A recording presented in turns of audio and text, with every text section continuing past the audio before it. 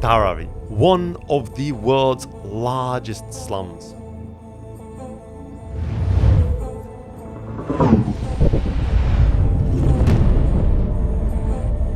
An entire city within a city. Over 1 million souls packed into just 2 square kilometers in the very heart of Mumbai. So they're happy for this place to exist. They're happy. The government is happy. A metropolis boasting the 3rd most billionaires on the planet. Here, the ultra-wealthy live alongside millions in slums just like this that patchwork the city. But I've been told that these places are more than just overcrowded alleyways, that they are productivity powerhouses, generating over 1 billion in annual output. And there's something that I just need to square about that. Is this a place of squalor and inactivity, or a hub of productivity, innovation, of food and culture? I needed to find out. Nearly half of Mumbai's population live in slum areas. Homes made of scrap metal and tarps, standing right beside towering luxury skyscrapers. This way of life is tough, but Dharavi is far from a pity party. This place, it's a goddamn beehive of hustle. This area is almost like this just giant manufacturing hub in the middle of Mumbai, just like a giant slum manufacturing station. These main streets are where workers are coming from other areas of India, although many people obviously just live here as well. And then in amongst the alleyways, that's where all the action goes down. The individual businesses that fuel what, when you add up the total, is a pretty substantial industry. I'm meeting up with Javni, a young woman who spent her entire life in Dharavi, and she's volunteered to help guide me through this insane world that most people just never see. We start out visiting a metal casting shop, straight out of the Middle Ages, but with a Dharavi twist. What? Where are we going? 3 guys, slick with sweat, are clustered around a furnace in a tiny room. The air, it is thick enough to chew, heavy with fumes. There's one small fan that fuels the intake of air and one that is the exhaust. And this room is just tiny. These guys are sitting in here all day melting down their stuff to make these sort of aluminium decorations. I can taste it in my mouth. Now we've been in here for a good 30 minutes just trying to get these shots. But man, what a sort of mini factory, incredible little place. Just one little blower in the corner there, powering this furnace. Is that the word? Behind us, charcoal as the fuel and scrap aluminium turned into these decorations. Today, we're making aluminium grates. We start with the mold. A layer of fine black sand is pounded around an object that we're looking to duplicate. More sand is piled on. It's pounded tight until a fine imprint remains. The initial item is then carefully lifted out. We check for any imperfections and seal the mold shut.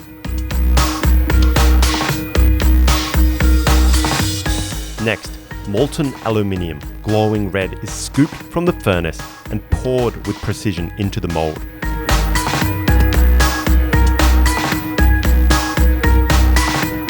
After cooling for a second, the top is lifted off and we extract our freshly cast grate.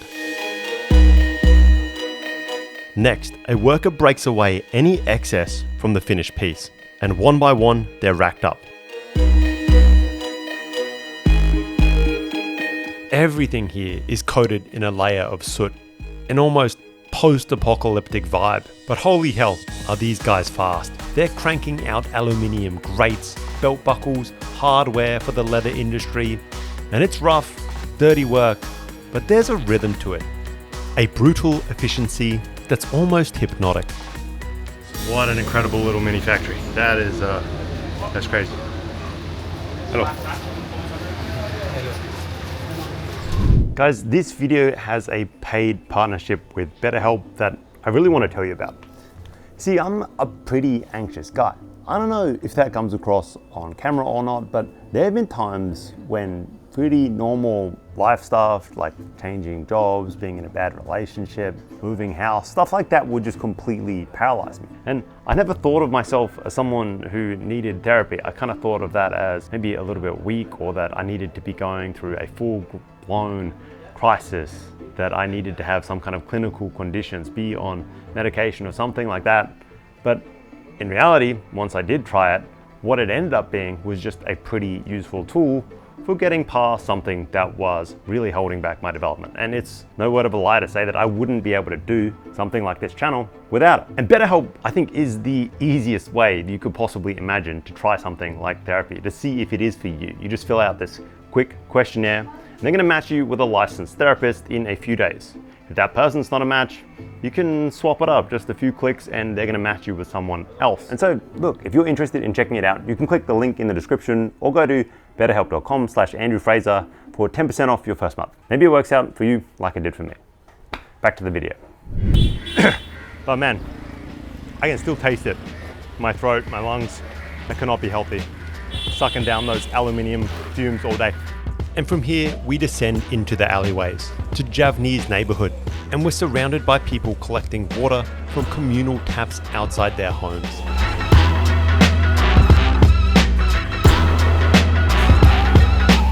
Most guys will shower outside, but girls inside, of course. They're sort of public bathrooms, you pay per use, because again, there's no running water most of the day inside, and the water pipes just run street side, along the outside of the houses. They're only on for a couple of hours a day anyway, but yeah, no real plumbing here. So residents must plan their entire days around the time when they can fill up large containers. You'll see large drums and buckets outside just about every home storing this limited supply. The lack of indoor plumbing means that many daily activities happen outside in public view in the morning. Ladies are often doing the dishes, men are outside bathing. In these parts, privacy, I guess it's kind of a luxury. Is it like that everywhere in Dharavi? Yes. They always just have water 6:30 to 9:30. 9:30. Wow. And it's always outside the road like this? Yes.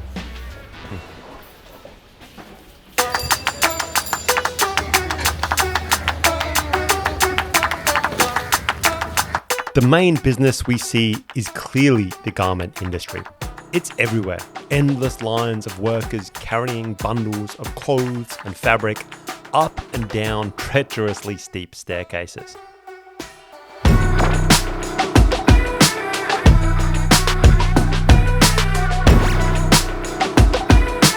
It literally has a rope on it so that you're able to hold on to something as you ascend.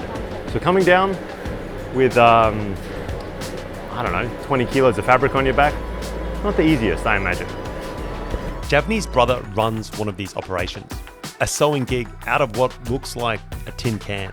But step inside and bam, there's a mini sweatshop pumping out large quantities of clothes. How long has your brother had this factory?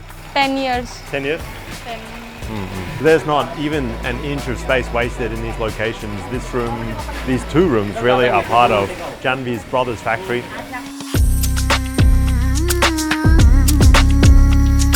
So it starts here, fabric, and then they cut it into pieces. And then they stitch it all together. Yes. And then the final step is the press. And that's it, clothes. And this shirt you're wearing, this was made by your brother? Yes. The room through the back there is rented out to another factory. They're making iPad covers. And it is hot as hell in this shared building.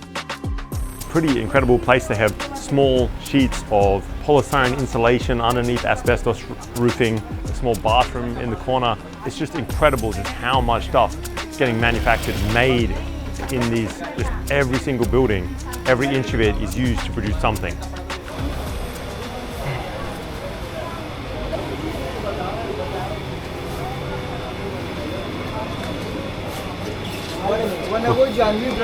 And as we walk around this garment district, I realize it's not just about sewing. The entire manufacturing chain happens here in this slum. Let this guy come past. These alleyways just, I mean, there's so much manufacturing in here that it's just, you've got to dodge out of the way. They're moving raw materials in, shipping finished goods out. It's just an incredible labyrinth of manufacturing, just tiny little manufacturing, street eateries, an endless, seemingly endless suburb. Thread is woven into fabric. It's embroidered, spun into lace, dyed in the very same alleyways. Patterns are cut in crammed rooms, sewn, ironed, and boxed for distribution. So guys, below is sort of like where all of the dyeing is done, and so up top here is where the workers are sleeping and where they have all of the already dyed lace that is getting dried out. It's not all lace, I do see some other bits, but it's sort of like a smaller sub-factory, perhaps subcontracted factory that is used to dye certain individual components for the larger manufacturing process of garments here. The real power of Dharavi is that nothing is getting outsourced. Goods start out here in their rawest of material forms, and they come out complete packaged products.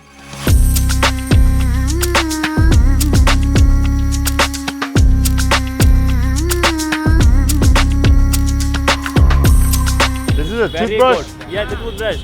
Actual natural toothbrush. Really? And Americans are buying this now. They are coming to this. Have you used this before? No? Alright guys, so this is like a traditional toothbrush. Maybe I'd like to try it. How do I do it? Like this? I chew it? I need a demonstration! Somebody help! So you just kind of chew it and work your way along. That is kind of strong, really bitter, insanely bitter actually. So I think basically what happens, you chew this end until you kind of get those almost bristle-like things, and then you can kind of work your way up and down the front. I've got to admit, I'm not very good at it. My one is still very barky, as you would imagine from just trimming off a branch of a tree like this. And yeah, I think there's a reason we moved on to brushes, but this is probably very functional. Interesting that it's still sold here. I'm told that it's very good for you.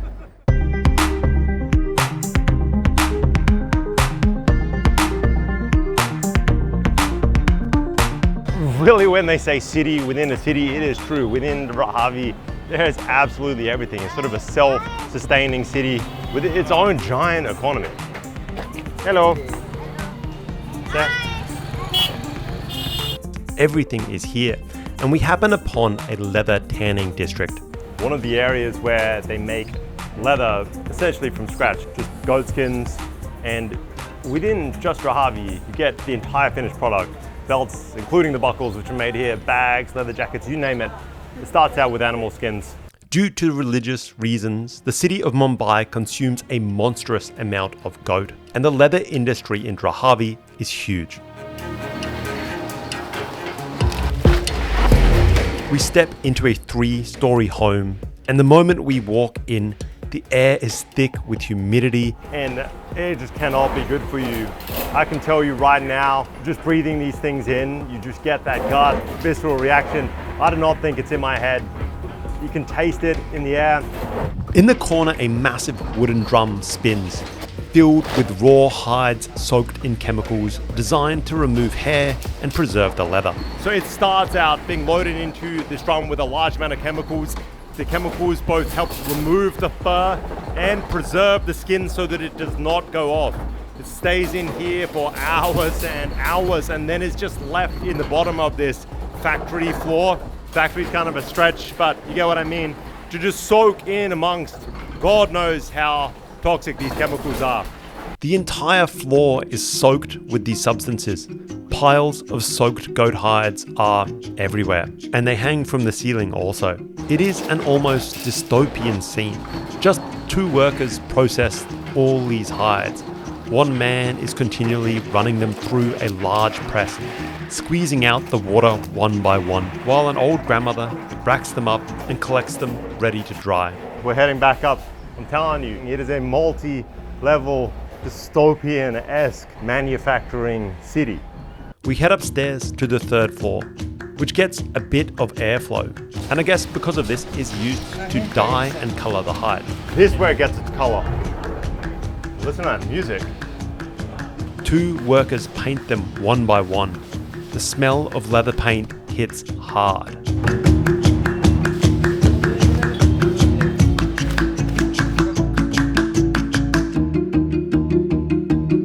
And as you can see behind me, everything is hung in this room to dry out. Row upon rows of painted hides dry in the cramped room above us. Pretty incredible. This entire factory right now seems to be run by just 4 people. One guy doing the initial preservation hair removal process with a grandma, and these 2 gentlemen up here just doing the painting. Yeah, the volume here is wild. Just thousands and thousands and thousands of brown goat skins. I kind of feel bad for the goats in India. They sort of didn't get the free religious pass that many of the animals do here, you know? It's like goats and chickens, maybe sheep, all get a kind of a raw deal if you ask me. Sorry, buddy. We're gonna be making some belts out of you today.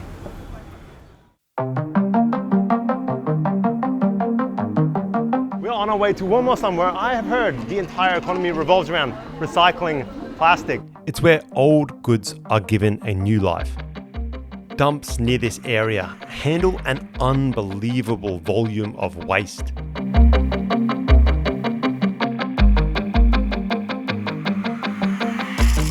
But the real value lies in how they process it. Intensive disaggregation and segregation are key to squeezing out value from trash.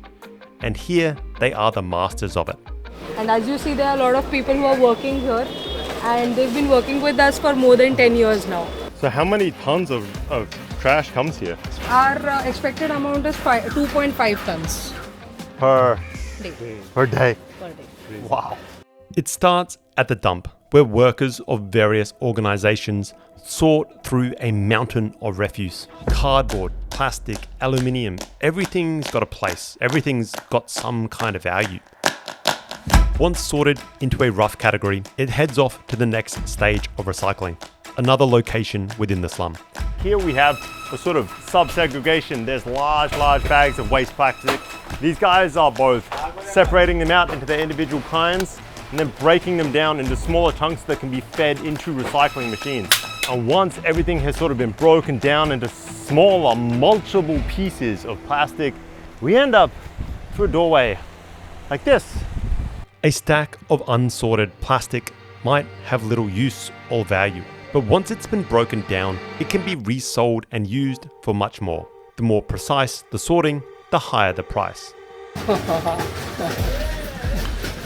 Pretty cool, right? And so we follow the segregated plastic to a recycling alleyway where it arrives by the truckload. So back in these alleyways on the inside of the dump, we have sort of the already sorted, processed, large bags, just huge bags of all of the various types of waste that can be recycled, and that's a business. Every bag is weighed and accounted for like it's solid gold. It's carried through this maze of recycling factories and storage rooms. Obviously it can't weigh that much because it's loose plastic. The size is giant and there's just one guy carrying the entire lot on his head back and forth through these alleyways. Kind of nuts. I don't even know how it doesn't get stuck. And then the transformation begins. Slum businesses buy this trash in huge quantities. Color sorting starts next. Long assembly lines of workers tirelessly organize the plastic by color. At least roughly. They fill crate after crate. We got whites, clears, reds, greens, pinks, blues. I don't know where it goes there. And once sorted, it is once again packaged into a massive canvas bag and warehoused, ready for the chipping. The main event and final step.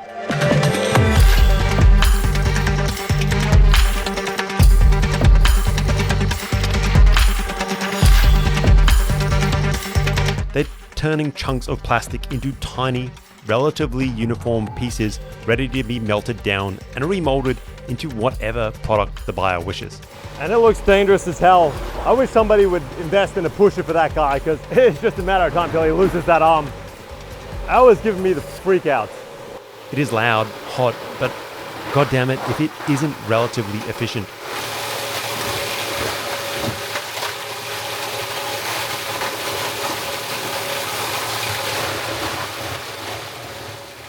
It's kind of crazy. It's almost like a 2-level slum. There's so much traffic going through this area that they have a raised walkway. And then below us, just a slum community.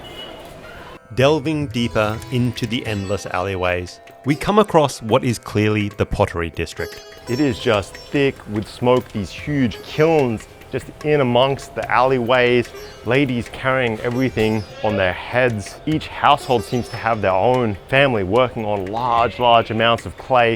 It is pretty incredible that you can sort of break up this slum into manufacturing sectors, and there's nothing that they don't seem to be able to make here.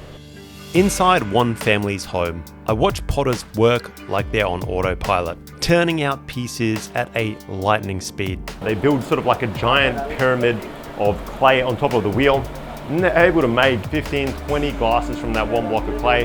They just level it down, cut it off with a piece of string, next glass, next glass, next glass. Before you know it, your entire room is filled with these drying chai glasses.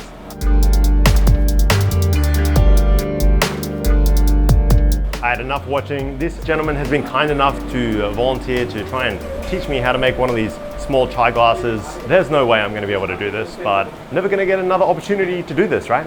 Let's try. Here we go, guys. I have a giant pyramid of clay in front of me. It seems to be sectioned off, although that could have just been his fingers. Who knows? All right, a little bit of water, and then push down here. All right, as you can see, there's a little bit of a language barrier. I'm pushing down. I'm definitely going to screw this up. I'm going wide. All right, now we're going to sort of like separate out the base. He wants hands on top. We're sort of just forming a wide wedge. Oh no, I'm losing symmetry. I can feel it. Oh no! All right, one failed. Time for number two. Turns out, index finger inside, not thumb like I was doing. And I'm gonna be more careful with the base this time. We're really getting a really wide flare on this thing. Oh, and then we're gonna break it off. All right, he's got a piece of string. All right, I'm gonna call that a win. Well, I think I got fingerprints all over that thing. All right, it looks nothing like the rest of the chai glasses that are around here, but I'm calling that a W. Successfully made my first piece of pottery. Are we gonna try it? Oh my God. I think I did do that once in kindergarten, but it's fun to try again. All right, thank you very much. Thank you. Let's just say I'll be sticking to making these kind of YouTube videos.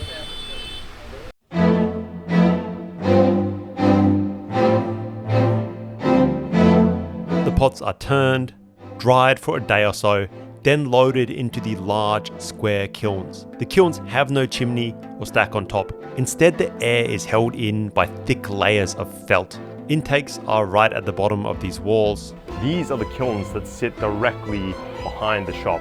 This is where everything is fired. So I think what I've gathered from this guy is that the fuel is actually just sort of like a sawdust. They just pack this entire thing with powder and allow it to smolder all day. There's obviously not all that much oxygen that's making its way in.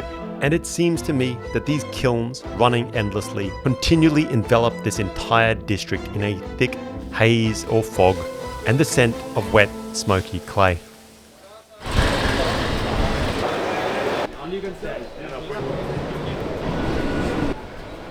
Guys, this is first class. Very, very different from the kind of first class I'm used to.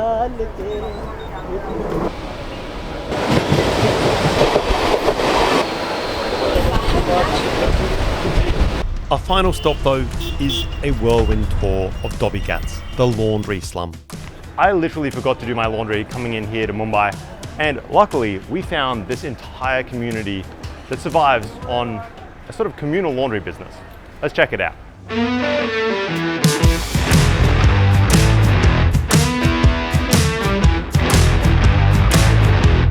Here, rows of concrete washing basins line the fronts of each home. Each is equipped with a beating stone used to pound dirt from stubborn fabrics. So first, scrubbing it through with the bleach, the soap, pounding the living hell out of it, and then we move on to the fresh water to sort of wash it out. Doesn't look all that fresh at this point to me, but hey, that's how it goes down. It's a labor-intensive process. It speaks to the hard work and determination of these residents.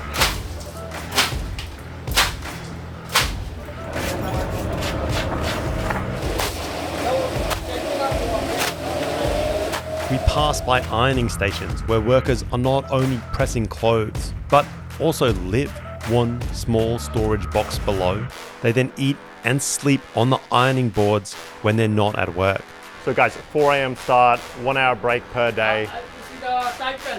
Right now it's lunchtime, so these guys are getting the rest that they get today. Nearby, large boiling drums sterilize medical scrubs. Why do they want their clothes hand washed like this? Yeah, hand wash clothes better. It's better. Better. It's a wash clothes, Okay. washing clothes, wrap clothes. It's going to be cleaner. Yeah, clean. Machines are used here, but only for processing freshly manufactured clothes during their first wash or softening cycle. How does this work? Is it all one business or is each individual family one Each business? clothes is a one family, one customer. I see. Uniquely, they use open-top, large spinning dryers to get a lot of the water out before they are hung to dry. That's the majority of the work.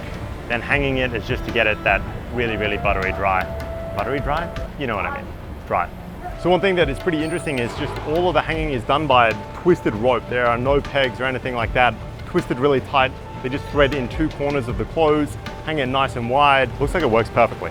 How much money do you think each family makes per month? Every day workers 300 rupees.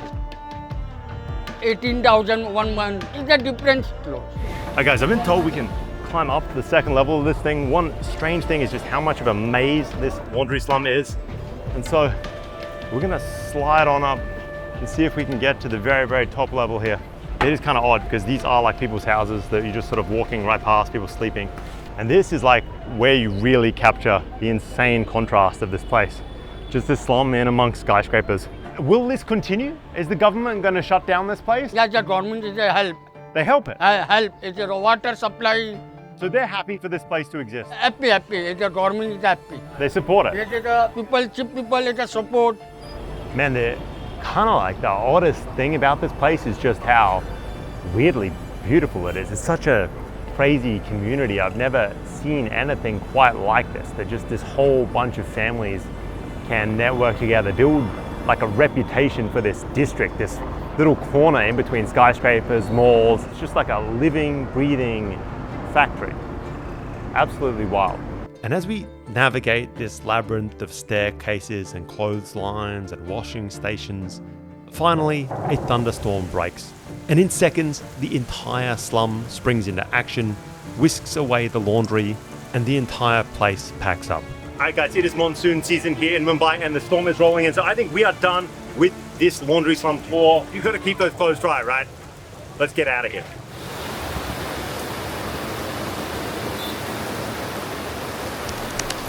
Guys, that is it for Dharavi. But if you enjoyed this video, you should check out my video on Happy Land, Manila's biggest slum, where they even recycle the food.